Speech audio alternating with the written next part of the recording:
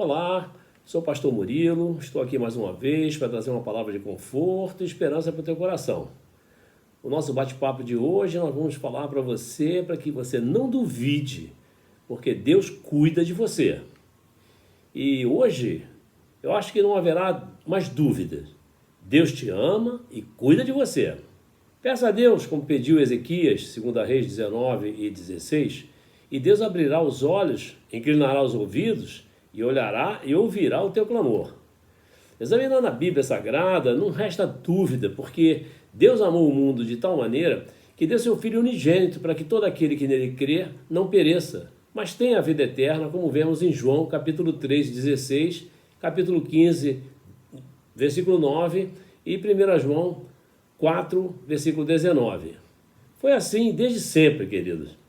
Os homens eram conduzidos pelo deserto para chegarem à terra prometida. E no deserto tiveram fome e tiveram sede. Oraram e Deus fez vir cordonizes e os fartou de pão do céu. Abriu a penha é uma grande rocha saliente isolada no deserto.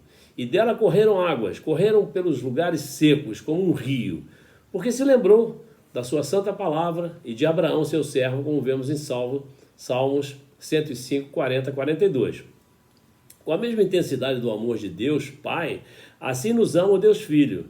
Foi o próprio Senhor Jesus quem declarou em João 15, 9, como o Pai me amou, também eu vos amei, a vós, permanecei então no meu amor. E disse mais Jesus, olhai os lírios do campo, olhai os pássaros no céu, num discurso proferido por Jesus durante o Sermão da Montanha e narrado nos evangelhos de Mateus e de Lucas. E esse discurso ainda hoje tem importância considerável para os indivíduos que não acreditam nem negam a existência de Deus, os chamados gnósticos. Disse Jesus, ninguém pode servir a dois senhores, pois ou há de aborrecer a um e amar ao outro, ou há de unir-se a um e desprezar o outro. Não podeis servir a Deus e às riquezas. Por isso vos digo, não andeis cuidadosos da vossa vida pelo que haveis de comer ou beber, nem do vosso corpo pelo que haveis de vestir. Não é a vida mais que o alimento e o corpo mais que o vestido? Olhai para as aves do céu, que não semeiam, nem ceifam, nem ajuntam em celeiros, e vosso Pai Celestial as alimenta. Não valeis vós mais do que elas?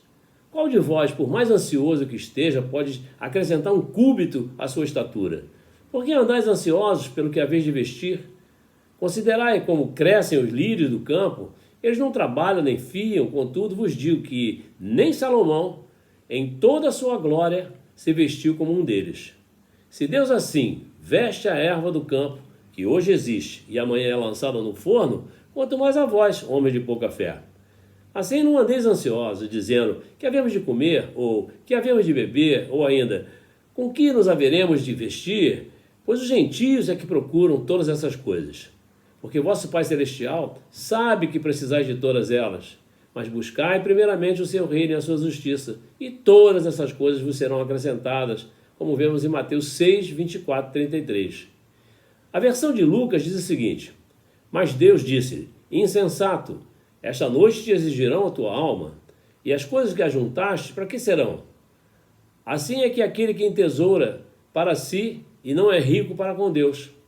Jesus disse a seus discípulos, portanto, vos digo, não andeis cuidadosos da vida pelo que haveis de comer, nem do corpo pelo que haveis de vestir, pois a vida é mais que o alimento e o corpo mais que o vestido. Considerai os corvos, que não semeiam, nem ceifam, não têm despensa, nem celeiro. Contudo, Deus os alimenta. Quanto mais valei vós do que as aves.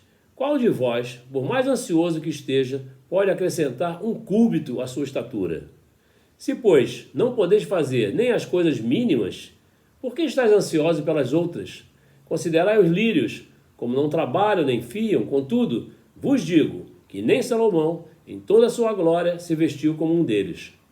Pois se Deus assim veste a erva do campo, que hoje existe e amanhã é lançada no forno, quanto mais a vós, homens de pouca fé.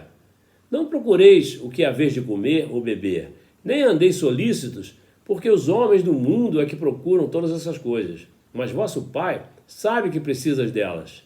Buscai antes o seu reino, e essas coisas vos serão acrescentadas. Não temas, pequeno rebanho, porque é do agrado do vosso Pai dar-vos o reino, como está em Lucas, capítulo 12, versículo 20 a 32. Já em Mateus 6, 25 e 34, vemos que adquirir bens necessários para viver se torna ansiedade contínua e pesada, se não for precedida pela justiça, pela busca da justiça do reino, isto é, a solidariedade e a fraternidade. O necessário para a vida virá junto com essa justiça, como fruto natural da boa árvore. Na versão de Lucas, em 12, 13 e 21, aprendemos que no caminho da vida, o homem se defronta com o problema das riquezas. Jesus mostra que é insensatez acumular bens para assegurar a própria vida. Só Deus pode dar ao homem a riqueza que é a própria vida. Mamon, o Deus do dinheiro, é um rival inconciliável do Deus verdadeiro que é generoso, como vemos em Salmo 21 e 7, 37, 4 e 6 e 136, 25. A cobiça é idolatria. O cobiçoso não possui, mas na verdade é possuído por seus bens e pelos seus desejos, conforme vemos em Colossenses capítulo 3, versículo 5. Observamos em Mateus 6, 24 e 34 que esses versículos têm como foco demonstrar as duas essências distintas entre os bens terrenos e a confiança em Deus, e da busca excessiva por segurança através dos bens terrenos e a falta de confiança em Deus, que são típicas de quem ainda não se interessou por conhecer a palavra da verdade. E esses versículos ensinam, por outro lado, que a busca pelo reino de Deus e a sua justiça é também uma busca por uma ordem justa entre os homens. E que as imagens tiradas da natureza revelam parte da sensibilidade contemplativa de Jesus, em conformidade com o estilo já adotado no Antigo Testamento, conforme Salmos 36 e 7 e 104 e 28. Fica claro também que Jesus não veio para resolver controvérsias sobre interesses econômicos.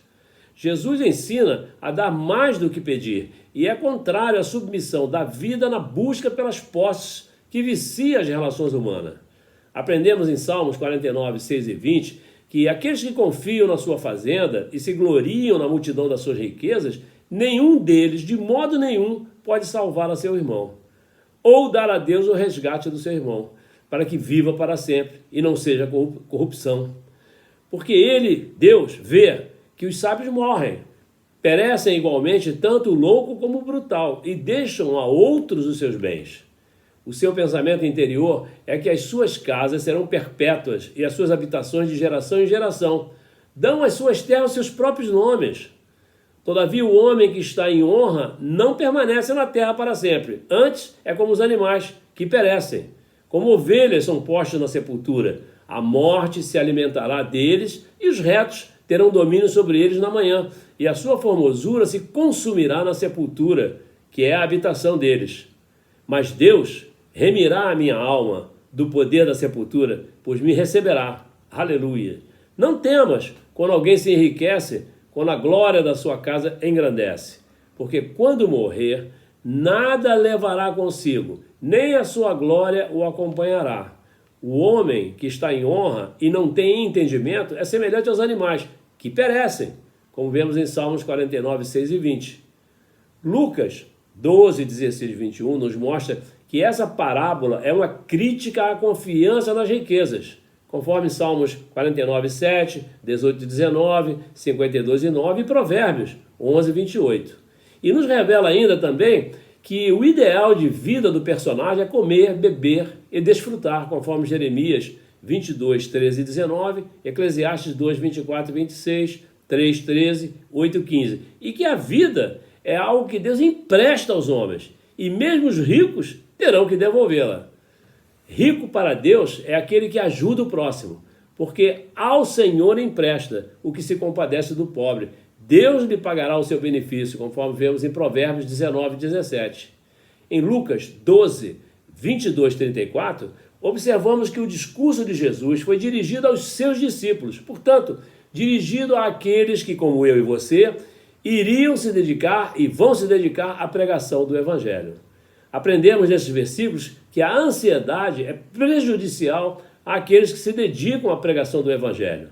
E aprendemos que a busca do reinado de Deus é o caminho, conforme Lucas 12, 31. Que dar esmola é confiar em Deus e é parte da solução, como vemos em Lucas 12, 30, 32 e 33. Creio que esse nosso bate-papo é muito rico em revelações e que a argumentação até agora progride em duas fases, duas áreas. Em primeiro lugar, e em primeiro momento, afirmamos que a vida é mais importante que os meios para conservá-la e protegê-la, como nós vemos em Lucas, capítulo 12, 22 e 23. E creio também que esse nosso bate-papo é muito rico em revelações, como essa que nós temos agora, e, num segundo momento, utiliza o argumento jurídico de que o que é permitido para menos é permitido para o mais. Pois se Deus cuida das aves e das flores, cuidará também dos seus filhos, evidente. O mundo se dedica à conservação da vida terrena, enquanto os que buscam o reino de Deus devem ter outra perspectiva, porque sabem que onde estiver o seu tesouro, ali estará o seu coração, conforme vemos em Lucas 12, 32 e 34. Por isso Jesus disse aos seus discípulos: não sejais apreensivos pela vossa vida, sobre o que comereis, nem pelo corpo, sobre o que vestireis. Mais é a vida do que o sustento, e o corpo mais do que as vestes. Considerai os corvos, que nem semeiam, nem cegam, que não têm despensa, nem celeiro, mas Deus os alimenta. Quanto mais valeis vós do que as aves? Pergunta ele, como vemos em Lucas 12, 22 e 24. A utilização dessas imagens de animais e vegetais demonstra também a sensibilidade de Jesus pela natureza. Agora, em Lucas 12, 24, observamos que o corvo é um pássaro considerado impuro, conforme Levíticos 11, 15 e Deuteronômio 11, 15.